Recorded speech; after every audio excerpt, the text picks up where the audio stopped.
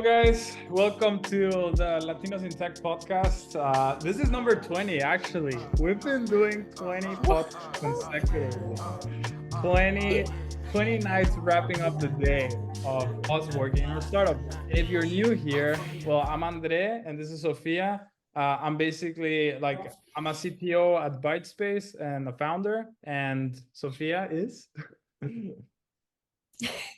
I'm also a tech founder and also I'm the CIO at Cimera, and it's a company that focuses on how can we build a future where you don't need to spend days when you hire. How can we make it minutes? That's what we're Yeah. building.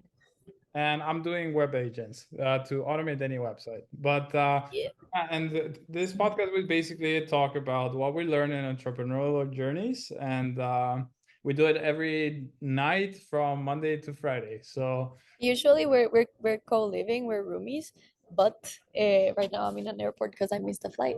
yeah, yeah. Like, what are you doing? Like yesterday, you were here. We had the podcast, and now, well, you told in the podcast you were giving your talk at Stanford for the first time. Like, I gotta say, very proud of you, Sofia, from like going to Guatemala to figuring out your ways, building multiple companies, and now you gave a talk at Stanford. How does it feel?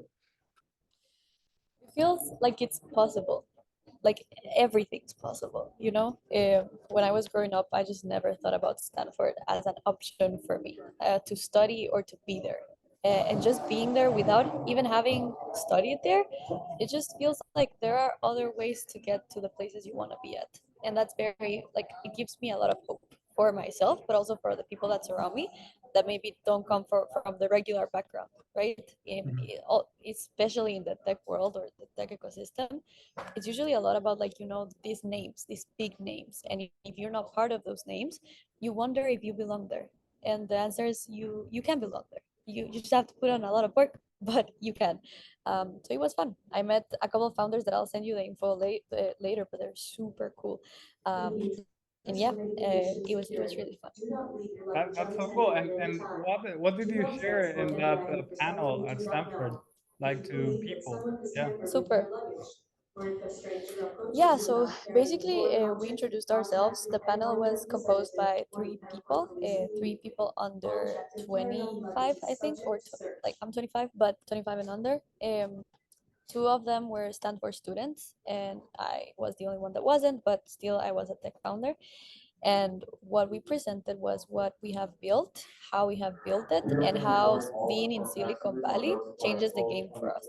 I shared a bit about how it being in Silicon Valley accelerates my life 10x. Everything, the way I dream, the way I process things, the things I think about, it changes when I'm there. Um, it also, like, the main reason why I ended up selling my company was because I was there, and many other things that just can, I feel like, can only happen in Silicon Valley. So we talked a bit about that and the alternatives for other young people, because there were parents and sons of big business people from Mexico. That was mainly the target for that conference. So yeah, just giving an idea to the children of the future, like which options they have, right? Yeah, and also sorry if you hear like the background noise of the airport. We cannot do anything about. I mean, we're here doing the podcast, so we gotta do it. Yeah, and now Yeah, like enjoy it. it's so interesting because you finished that talk at Stanford. And by the way, if you're wondering, like Sophie just mentioned, like the gist of it, of like how Silicon Valley changes you, like as a founder, and like the opportunity it gives you. We actually have a podcast about that, but and you can like look it up in our channel. But yeah, basically you went to the Stanford thing, and then what, you went straight away to the airport because why? See, everything. First of all, today has been a day, but I love this. Like, I feel like this is my rhythm that I love. I feel like dancing, but woke up at, like, I think 6 a.m. That I'm still a human, so I did laundry. I had like 4 meetings with my teams. We're realigning strategy. We're raising capital right now.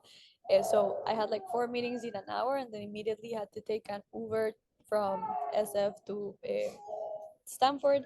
for like an hour, but I was working in the car. I took the conference, then I went to the airport, and then I took my first flight, and then I missed my second flight because Counter Strike is that the name? Counter Strike, I the know company. CrowdStrike. Yeah, CrowdStrike. Yeah. Yeah, I feel like it keeps affecting things, man. But I'm gonna be here for like, what was it? 12 hours, Yeah. 20 hours? I don't Yeah, know. 12 hours because you're leaving at 9 9 a.m. Yeah. That's crazy. That's crazy. But I mean, there just you being there is something very important. I think you can expand more on this, but I see it in you is that, for example, like it doesn't matter where you are or what you're doing, you always jump on the call. You always close the customer. Doesn't matter where you are and what you're doing. Is Yes. that's the point of building. You Uh-huh. don't need to be always on your feet. So do you want to talk about that? Like how Mhm. founder always needs to be on their feet and always sharp, like any time of the day, even though we don't feel like it. Yeah, yeah. I think that that's very important. And I was thinking about that today when I missed my flight. Because there were two ways of seeing things, right? Like, oh, I missed my flight, life sucks, life's unfair. Now I'm not gonna be able to do all that I had planned. Or you can just say it is what it is. This is the situation I have, and this is what the action that I can take right now with the resources I have right now. And I think that's a lot of the mindset of a founder, right? It's about what you can do right now with the resources you have, and once you focus on the things you can control, that's where the magic happens. Like if we focus on the things we can't control, that's where we get lost, where we get distracted, where we postergate, where we postpone, where we postpone things. When we just focus on what you really, really can do, that's when things change. That's why, like, I apply that mindset not only to work, but also to situations like this. Okay, I missed my flight. Awesome. What's the awesomest thing I can do now with this current situation? And that might happen to you when you're in a sales call and it goes in a super shitty way. Like it sucked, and the customer destroyed you. They told you that you suck. One of the ways to see it is like, life sucks, life's unfair, everything's wrong. Or, hey, what did that person say that can actually help me build a better product?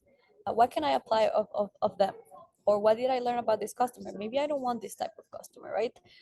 So always making that switch can be super, super powerful and can align you to the life you actually want to live. And I feel like that's all why I'm always very excited about life. And I'm always having fun. And I love to hear it on your end as well. What do you think about this mindset?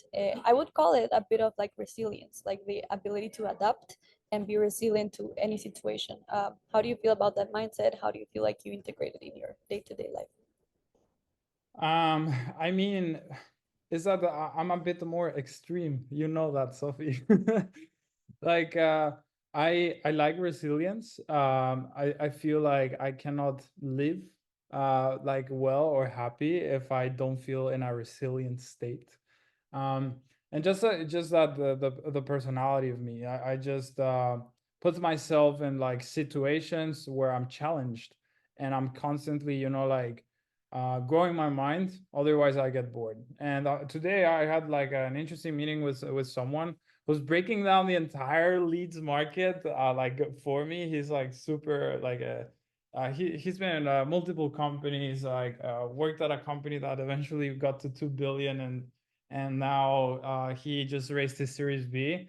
But we connected because of that, because like a lot of founders just understand that basically like our role like as founders is that sure we're the jack of all trades with one speciality, right? That like we're specialized in one thing. But the thing is that we love to be in the building stage, the early stages of the company. And then after the company grows, it becomes all bureaucratic and political and all stuff. And we don't want to be there anymore. We're builders by nature. So we always look for the project where we can innovate. And that's a good thing to understand about like you being a founder, because one of the big problems that many like I had, or I imagine a lot of people have, is that you need to understand yourself that if you're a founder, you probably love building. You love talking to a customer, building a good product and coding all night, and solving very challenging problems. And once you understand that, you'll be able to focus your energy on the innovation of the company. And once you figure out, you start delegating. Otherwise, you'll get bored and very unproductive.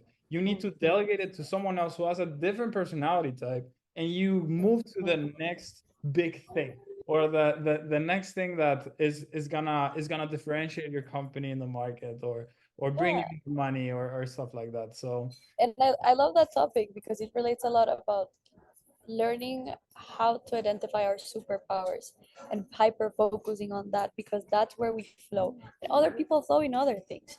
Maybe other people love the bureaucratic shit.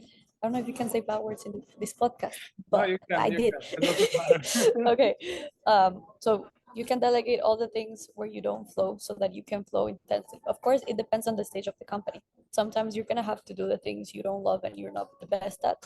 But in the moment you identify that you can start delegating, you do it. And I think one of the questions people used to ask is like when to hire. And someone answered, I don't remember who it was, but it was like when the cost of not having that person is way bigger than having them. Yeah, maybe hiring a person will cost you a couple of $1,000, but that's way less than what not investing your time in things that matter to you will cost. That was, I said it weirdly, but you got the idea, right? Yeah. Opportunity cost is something that's very important whenever you're building a company. That happens every time you make a decision, like, right? Every time you make a decision, you're choosing not to make another decision, and that's for mindset as well. Like we were mentioning, what's the opportunity cost of thinking like everything's wrong and life's unfair, or of thinking that there's a solution and you'll look for it? What's the opportunity cost of delegating or of not delegating? Those are questions that we should always have in mind. Because yeah, and as you mentioned, I love building, and I think there's some type of, I don't know if the word is obsession to it, but I do feel like I'm in a way addicted to solving problems. Yeah. I don't know if you can hear me right now because they're saying things in the gate. No, we can hear. You We can can? Okay. hear. Okay, great. But I'm not sure yet of the word. I want to find a better word, but I do feel like it's an addiction. Like if you're not solving problems, if you're not improving, if you're not growing, you feel like something's really, really wrong, and you feel even sad. Like I get sad if I'm not solving complex problems. And one of the things, and maybe we can start closing with that, is in the panel we had at Stanford. Um, one guy mentioned that one of his mentors does this thing that I also love and I also practice. And it's that builders usually have a lot of ideas, um, but there are so many. But you don't need to like let go of them. You can always like write them down, and execute them on them maybe later or maybe right now. But don't let go of your ideas, because if your superpower is to be creative, like see the value in that, write it down, see if you're going to implement right away or if you're going to implement them later. But every idea can be very valuable, and we don't want to miss those ideas. And I wanted to close the podcast with that because I think that's a great tip. I do that as well. Whenever I get an idea or whenever I see a problem around me in the world, I'm like, this is a potential solution, and I write it down. And I either then give the idea to a person I know can solve it, or I solve it. I think that's part of it, right? There's the resilience and adaptability of being a founder, but there's also the creativity part and the superpower part and the flow part of being a founder. Yeah, I think that's what's on my mind right now after being 8 hours in the airport. I mean, yeah, and also like for me to close this podcast of today, also have a good thought that would complement what you're saying.